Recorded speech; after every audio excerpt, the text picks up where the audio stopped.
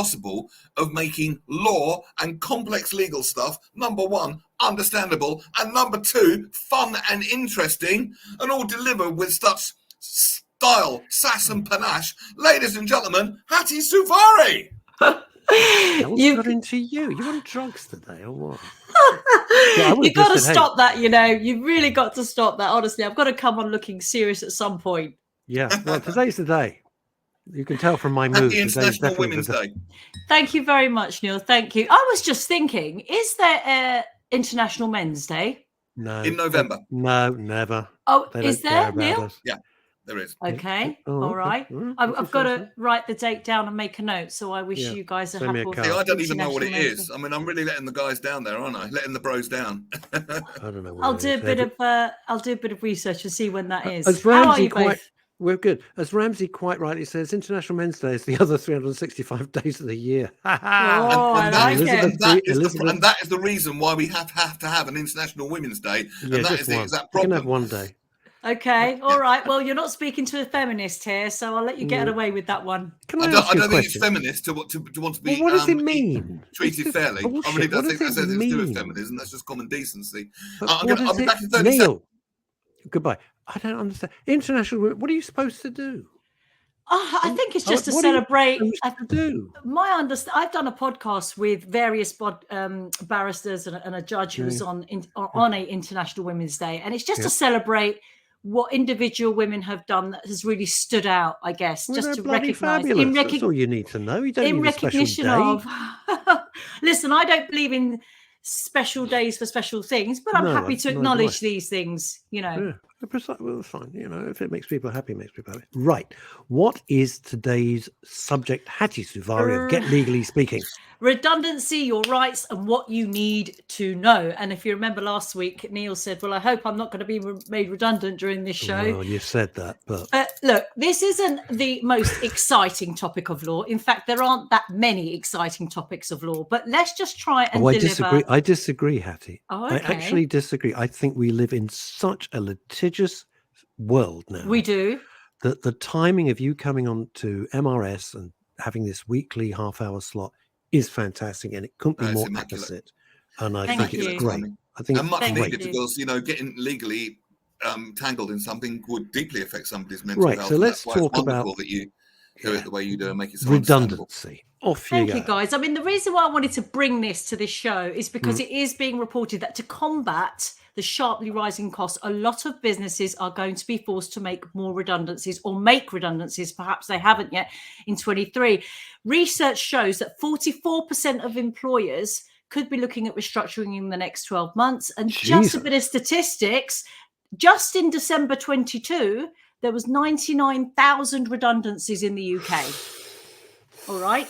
So these are big numbers. There's a lot of people, a lot of large corporates going down the redundancy route, and it's affecting people. And the reason why I want to bring this show in on this topic today is because a lot of people don't understand their rights when it comes to redundancy. And lots of employers, both large and small, get the process wrong to the detriment of the employee. So I'm going to try and make it really easy and give some headline points about what to look out for, what your employer by law has to do, where do you stand. Interestingly, the age groups that are being affected at the moment and that were affected the most in 2022 on redundancy was 16 to 24-year-olds and 50 to 64-year-olds. Yep. So they were the ones that were getting the chop first. Now, a lot of people... What was the second one? 50 to... 64. So 16 to 24-year-olds and 50 to 64-year-olds. Bless them, just as they're starting. Just as they need stability, I see this with my own kids, and it's heartbreaking. But Russ, even if it's just as you're starting, when you're 50 to 64, imagine how gut-wrenching it can be, where you think, well, I'm going to be with this employer until I actually retire, and then you find yourself thinking, oh my God, I now need to start that employment process again, which can be quite scary for a lot of people because they haven't perhaps done it for many, many years. Very much so. But does even such a job exist? Because for years I've believed that the days of 30 years service and a gold watch and a box of matchmakers that's gone. Is a thing of the past. Forget it. job for life, forget it. I agree. Having There's no such thing as job security. No, there isn't. That used to be a term. There's no security in life anyway. No. But, when I was growing up, my mum and dad wanted me to be a lawyer because, well, if you got a profession, you have a job for life. So I did it, and I didn't. So there we go. Okay. All right. So, well, just to understand what redundancy actually means, okay? Redundancy is when your employer lays you off on the basis that they do not have a job for you anymore. It does not mean that they need to replace you with somebody else. Okay, so here is where you legally stand and what you need to look out for if you're about to be made redundant, if you're in the process of being made redundant. So our employment laws state that your employer must discuss their process with you and go through something what's called a consultation process. They must actually label it like that. They must actually explain it to you like that. And in that, they must say what is going on, why it's going on, why you've been chosen, and give you a chance to object or refuse that redundancy. That is a really key point. Wow. They can't just come to you and say, really sorry, you're going to be made redundant in 2 weeks. They will be breaking the law. Your employer must, and it doesn't matter how big or small the employer is, by the way. Right. So that's another thing to note. Your employer must use a fair and objective way of selecting your job role to make it redundant. And they must outline this to you. Okay. Because if you think, well, I've been selected unfairly, my job role clearly exists, how can it be made redundant? You are absolutely entitled to ask for more information and more clarity. Even if you're self-employed? Redundancy, you're not self-employed. You can't be self-employed if they're going to make you redundant. If you're redundant, you're employed. Do you mean if you're working for someone on a self-employed basis? Yes, that's what I mean. Sorry. No, that's not redundancy. Yeah, that's not redundancy. Is when you are employed, not when you're self-employed and contracting in, perhaps. Understood. Sorry, that's probably a dumb question. Although, let me ask you this. Let me ask you this very quickly. At a certain charity where I was a trustee, I'm going to put this in very neutral terms, but I'd love your view on it. The person who was the CEO and employed insisted that they were employed on a freelance basis at their insistence. When it was clear that this person had to leave, they sued the charity. Did they succeed? Yes. And I was vehemently against it. And I said we should have, and I said to my fellow trustees, we should fight this because this is ludicrous, because they're not an employee. But I guess it depends what he sued. Yeah, it depends. I'm not going to tell you the figure that they got, but it was eye-watering. So charities of some of the charities are some of the wealthiest businesses. One of my it is a business. biggest clients was a charity. It's the business of money.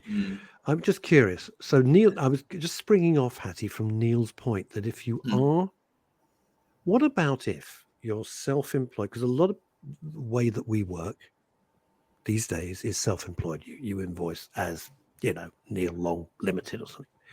What about if you've been there for 10, 15 years? And they say, sorry, Neil, we don't need you in the widget factory anymore.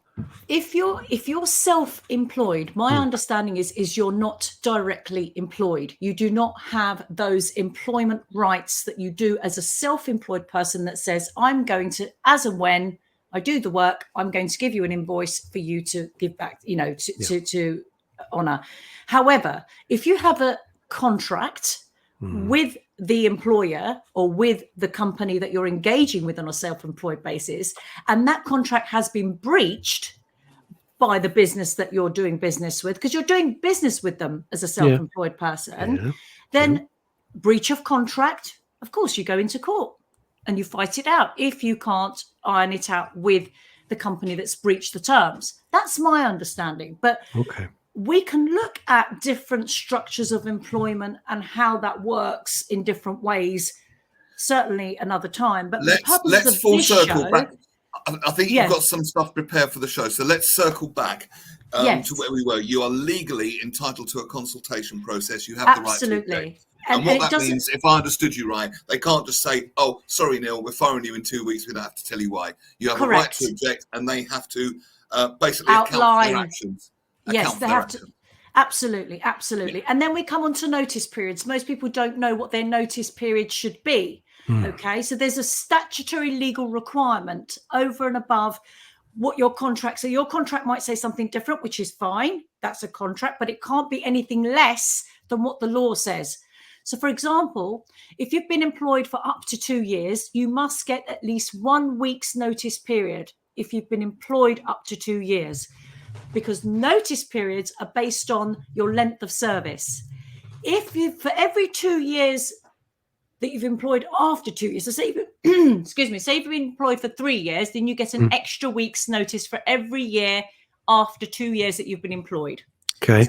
So if you've been employed for 4 years, for example, you get 1 week's notice for the first 2 years, another week for year 3, another week for year 4, which is basically 4 weeks notice.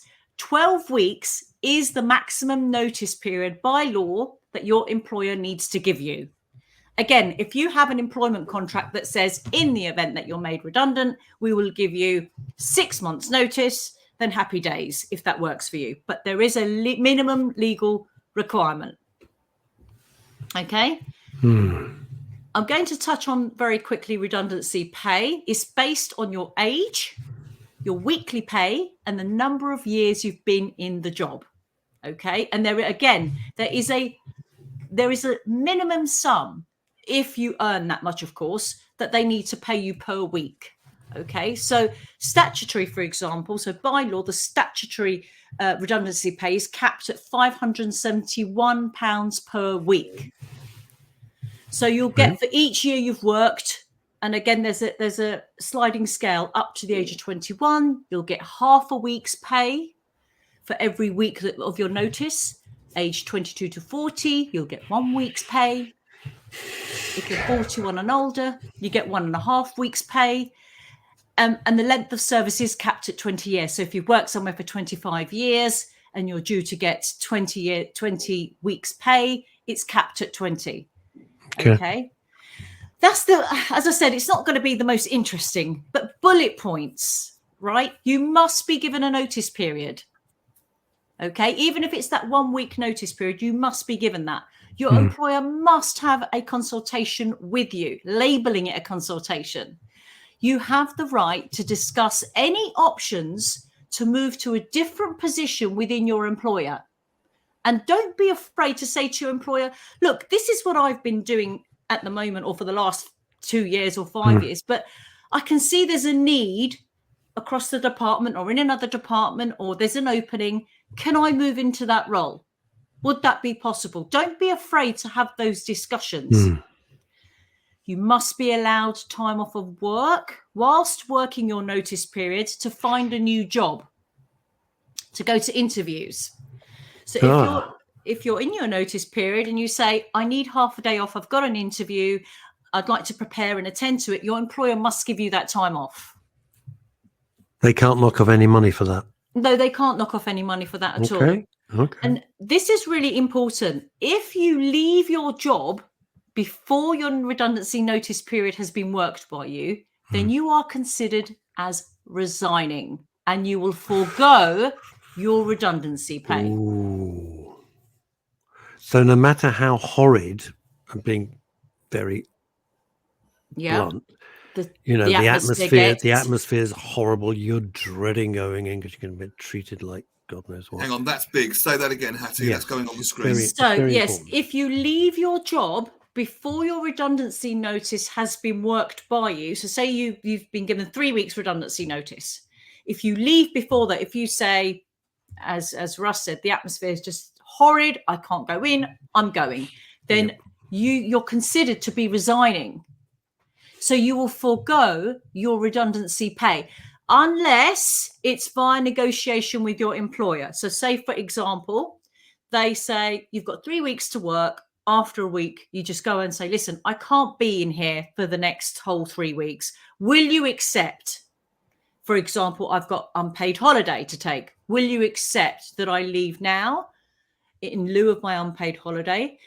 And therefore, I will take my redundancy pay as it is owed to me. Don't just get up and go. No. And this is a good point from Ramsey, and he might be saying it slightly tongue-in-cheek, but it's absolutely true. Don't copy any IP, which is Correct. onto a USB stick. They'll be watching you. That is illegal, isn't it? It is, because any information. Whoa, what does that mean? Sorry, what does that mean? Okay, any information. I mean, he's meaning IP, but basically, don't go and Intellectual property. download. Yes, but Intellectual property is IP. Anything in your office, your email, your paperwork, your documents belongs to your employer. It is not a good idea at all, because you will be breaking the law by copying information, downloading information to take it home with you. It could be a client list. It could be a copy of a contract that you think, I drafted this for this employer. I will take what I drafted so I can use it with my next employer. No, I know someone it happened to. Someone tried to sell his whole database to a competitor. It all got quite colourful, shall we say.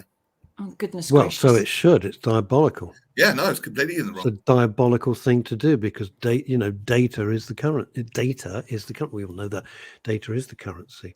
What law are you breaking, by the way? Because people do that. They get it's IP law. It's IP law. Well, we say IP law, but it's almost a criminal offence, really, Russ, because you're stealing. You're stealing, and lots of people get charged criminally for offences against their employer, because it's fraud, it's stealing, lying. That's all criminal. So really, there's another theme coming through this, which is to do with your mental attitude towards redundancy. Yes. And I would sum it up, and I didn't know this, Hattie, so as always, it's terrific, and you explain it so beautifully, clearly, so even I can understand it, which is my litmus test. It's this: keep your cool. Yes. In other words, this is a very, very emotional time. You're going to be angry. You're going to be depressed. You're going to be furious. You're going to be upset. Potentially. Potentially. Yeah. And I would go further. Grieving. I didn't realise this before, but people actually can go through a grief process if they lose their job. But do you know what I've seen? Do you know what I've seen, Neil? People stay in jobs they're not happy in, because they think they've got no other choice. And I have seen more often than not, well, you can go to another environment, perhaps, to do another employer where you could be happier. What I've seen more often than not is people get made redundant. They are beside themselves. But what they do next ends up being a whole lot better for them. And that thought, actually, it's funny you say that, because I was going to say to you, good time to say it, Russ, that we should, because you mentioned that it can be difficult, depressing, thinking I've got to start again in my mid-50s or whatever, when I've spent 30 years doing this or whatever. But I would love to get people on the show who have had that experience, got through it, and then gone on to make these wonderful dreams come true and go, my God, the old cliche, it was the best thing that ever happened to me. That's not for this show. But didn't COVID do that? I'd love to do that in the future. COVID, I think, COVID done that for a lot of people. COVID made people reevaluate. It forced our hand, didn't it? Very much so. Yeah, and I think for the better. For the majority of people that I know that actually had to make life-changing decisions, I saw better outcomes for them. One of the things that's become acceptable because of COVID is being able to work from home. I've worked from home for 17 years, whereas before COVID, if you answered a work call, you'd be hushing your pets or your children quiet, or you'd be, trying to make out as if you're still in the office. Whereas now working from home is so acceptable. Two counterpoints to that, Hattie, if I may. But you're the legal eagle, and I'm not anymore. Never was, really. You're my legal eagle, Russ. Oh, bless you. Thank you very much. Is this about COVID? I'm in town umpteen times a week. I was in a meeting or something, especially Soho. And you go down Regent Street, and you go down Old Compton Street and the streets around there, and the number of shops which have never come back, never survived, is heartbreaking. And it looks awful, because there's great swathes of London. We're not London-centric. That are dead now. And they're dead because they never bounced back from COVID. And the other thing is this, and I'd like to ask you this, because I'm going to try and see if I can phrase this correctly. Because of COVID, suddenly there was an assumption that we had the luxury of working from home because it was forced at the time. I get that. Of course I do. But it was a luxury. We're not in lockdown and COVID anymore. We never will be again. They'll never get away with it. Never. And if you're being employed by Neil Long Limited and he's got an office in New Malden, he doesn't have to say you can work from home. If he wants people in the office, he wants people in the office. That luxury has gone. It's convenient for us, but it's a luxury rather than a necessity. Would you agree with that? I have a slightly differing view, I think, on that, Russ. You've got to look at where do you get the most output from your staff and how and in what shape and form. There will always be those people who try to milk a situation. True. I think that's a given. Yeah. However, from what I've been seeing from people that are now into this 2 days from home, 3 days from the office scenario for some, where they can, it has produced happier employees that actually produce the outputs, get their work done, and haven't lessened the amount of work that they can do. An employer is well within their rights to say, we want you in the office. We need you to be in the office. That's where your place of work is. Yes, we accommodated, the whole company during COVID, but an employer is well within their rights to say that. I think that a home life, work life balance is healthy for those that respect that process. Totally agree with it. And don't actually try to abuse the process. And you're going to get an abusive process across the board in life, aren't you? Not just for employers, but employees and government help and support and all sorts. So I'm a big champion of working from home because it's allowed me to be a mum, a wife, a carer to my elderly parents, a carer to my husband, and work full-time, full pelt. It's allowed me to be able to do that. And I did it before I was a carer to anybody. I made the decision. But then I love going into the office and working and seeing human beings. Yes, and having there's three different strands to this. One is that employers who thought, everyone's just going to be watching Cash in the Attic and doing sod all, were shown to be completely wrong. And the stats showed that the productivity increased when people were working from home. No ifs about it, okay? Number two, it's not enshrined. So if Neil Long Limited and the chairman, Neil Long, says, I want my staff in the office so they can interact, exchange ideas, etc., he's entitled to do that. Because of the bottom line, is he's paying you. Well, you're contracted. You're contractually going to be bound to be working from the office because it will state it in your contract. And thirdly, and very quickly, to agree with you, Hatti, by the way, because we had a studio in Covent Garden. I could see what was going to happen. Spoke to my business partner. We shut it down and got the hell out of Dodge before it was too late. Right? Everything we do is remote. Everything. We run 2 radio stations 24 hours a day remotely. So I have no argument with you that it can work. It works beautifully. Okay. Well, I get it. And I think that for the responsible employer, there's a great place for a great employee if you can structure the work so that there is a work-life balance. For the responsible employee, again, there's a great space for you within a good employer who will respect that from you. But going back to our chat on redundancy and what you need to know, I just need to say this. There is free help and advice that is brilliant. And there's not many places where you can get free help and advice with any actually employment matter. And this is for both employers and employees, particularly if you're going through redundancy. It is ACAS. Okay, so ACAS is the Advisory Conciliation Arbitration Service. Oh, that's what it stands for. Website is www.acas.org.uk. They are brilliant. Even I have called them to clarify points of law regarding what an employer or an employee can and cannot do. And they have been so on point.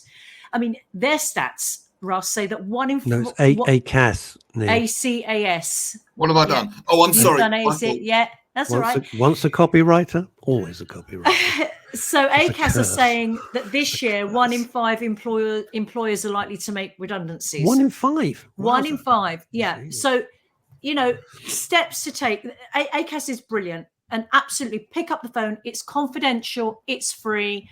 You can you can ask them the smallest or silliest question you've got, whether you're an employer or whether you're an employee, and they will help. And there's not many free places that you can pick up. Their website is great as well. Who funds them? It's not a charity. They're an independent service. I believe they're government backed, but goodness only knows their actual structure. They're .org, so there must be, I think, some way or shape or Elizabeth form. won't let this go. Let's deal with it very quickly. A British company employing people in their American business, I'm not going to say the company, whose rules apply there, US or UK? Or do you American business, let's say that it's a British company. Yeah. Employing people in their American business whose it's rules where you're apply. It's where you're contractually based. So Yeah. if you've got a UK contract and you're based in Timbuktu, it's a UK contract that will stand. Who you rock? Who put that up there? Oh my God. Nobody I know who lives in New Malden. Let's look at this one very, very quickly. Okay. One of my clients had a bulletproof job in the city. Ramsey is quite a high flyer. No, he's a very big high flyer. He just keeps it quiet. Last year, he upped sticks for a fantastic job in Dubai. Called me last week to see if I could help him. They gave him 3 months' pay, but his Dubai presumably contract runs out on the 12th of April. It's just sponsorship is from your employer. He wants to stay out there. That's a bit of a... You have to get another employer to employ you within 3 months if you're sponsored, is the UK rules. I don't know the rules in Dubai, but in the UK, if you have a sponsored employee, if you're a sponsored employee and you're going to leave, you have to get another employer to take on your sponsorship within 3 months of your date of leaving your employer. Okay.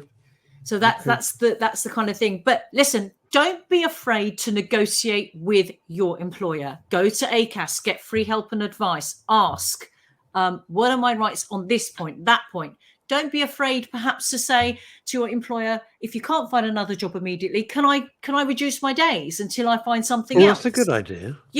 Can I do less days, less hours, but get something until I find and they might well be open to it. And if you don't know, these options are there. And some people might even be too polite to ask it, of all things. Well, you feel it goes back to what you said, Neil. People take things on personally and they get so upset. And what you said, Russ, just slow down, try not to get emotional and think, what are my options here? If you don't make suggestions to your employer, you don't know if they're willing to negotiate. Everything's up for negotiation. Doesn't matter how big the employer is. And if in doubt, and if you really feel my employer's been unfair, they've not done the right thing, that's what employment tribunals are there for. But don't run there. Try to get it resolved. ACAS can help you try and resolve matters and disputes with your employer as well. And that's why they're so good.